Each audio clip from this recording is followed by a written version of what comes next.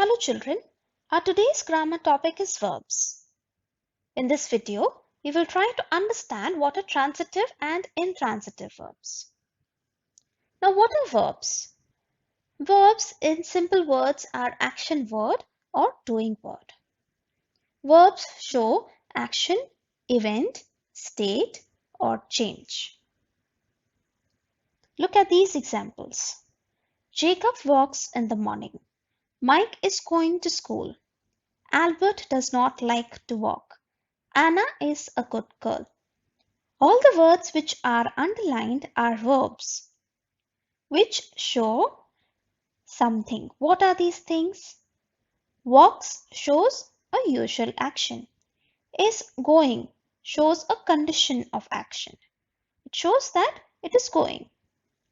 Does not like, it is a negative action. Is a state of being. So, what are verbs? Verbs show action, event, state, or change. Identify the verbs in the following sentences. Mary ran to the park. Children are playing cricket in the garden. The fish swims in the water. So children, can you identify the verbs in these sentences? In the first sentence, the verb is ran. The second sentence, playing. And the last sentence, swims. So the verbs are ran, play, and swims. Very good, children. Let's continue.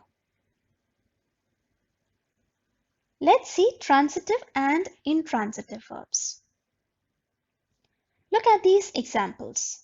Rubani sang a song. Mihir played with the puppy. I wrote a poem. Now, children, in these sentences, can you identify which are the verbs? Yes, you are correct. The verbs are sang, played, and wrote. Now, to understand transitive and intransitive verbs, there are two more things that we need to identify. We have to identify what is the subject and the object. Now, we all know what is subject and predicate? Yes? So, in these three sentences, can you identify the subject or the person who is doing this action? In the first sentence, Rubani is the subject. In the second sentence, Mihir is the subject. In the last sentence, I is the subject. So Rubani, Mihir and I are the subjects and the verbs are sang, played and wrote. Now, the subject who is doing this action, if we see the first example, Rubani is the subject who is doing an action of singing. Okay, so but what is he singing? If I ask this question, Rubani sang what? Is it being answered? Yes, it is. Rubani sang a song. So this song is the object of the sentence. Look at the next sentence. Mihir played what? Or Mihir played with whom? Mihir played with the puppy. Last sentence. I wrote a poem. I wrote what? A poem. So, after the verb, if we add what or if we add to whom or who, if it is being answered, those are supposed to be the object. So, in these examples, song, puppy and poem are the objects in the sentence. Rubani sang what? Song. Mihir played with whom? Puppy. I wrote what? A poem. So in these sentences, there are three parts. The first part is the subject, second is the verb, and the third is the object. Now, why are we stressing that these sentences have three parts? In a transitive verb has a subject, a verb, and an object. The action of the subject gets transferred to the object. Objects are of two types, direct object and indirect object. Direct object answers the question what, and indirect object answers the question whom or to whom. So where do we put this question what or whom? Where are we supposed to put this question? Look at these examples. Mother gifted Raj a bat. Simran gave her pet dog Bruno a bone. I bought a bag for Preeti. So, can we identify which are the subjects? Mother, Simran, I are the subject. Okay, and what is the action they are doing? The action is, can you tell me what is the action? Gifted, gave, and bought. Okay, so after the verb, we add the question what or to whom. So mother gifted what? Bat.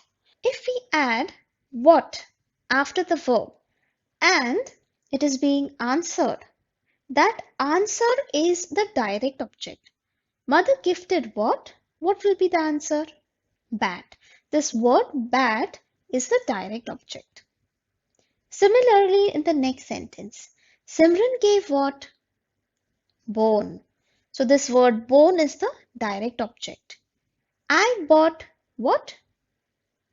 Bag. So bag is the direct object. So after the verb, if we put this question what, whatever is the answer to this question is a direct object.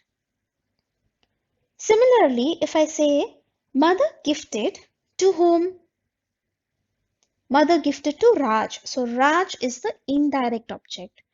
The answer to the question to whom is the indirect object. Simran gave to whom? Bruno. Bruno got no this bone. Bruno is the indirect object. I bought for whom? For whom was this bag bought? For Preeti. Preeti is the indirect object. So, after the verb, if we put the question what, whatever is the answer to this question is the direct object. If we put whom or to whom or for whom, whatever answer we get, that is the indirect object. Next type of verb is intransitive verb. Look at these examples. Maria sang sweetly. Rashmi played cheerfully. The sun shone brightly. So which are the verbs in these sentences? Sang, played, and shone. These are our verbs. And the subject, Maria, Rashmi, and the sun are the subjects. Now, in intransitive verb, the action stops with subject. It is not transferred to any object.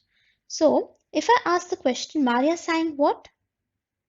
Or Maria sang to whom, for whom? Are any of these questions being answered? No. So, which means there we do not find any object in this sentence. Okay, so in intransitive verb, we will not find any object. You will only find a subject and verb. Let's see comparison between transitive and intransitive verbs. Transitive verbs. A verb which requires an object to complete its sense is called a transitive verb. So, in transitive verbs, to make any sense, the sentence will have a subject, will have a verb, and will have an object. It can be direct object and it can also be indirect object. Intransitive verbs. A verb which does not require an object to complete its sense is called an intransitive verb. So intransitive verbs will only have subject and verb, and the action of this subject will not be transferred to anything else. So children, with this we complete explanation for verbs, transitive and intransitive verbs. Thank you for listening. Goodbye and take care.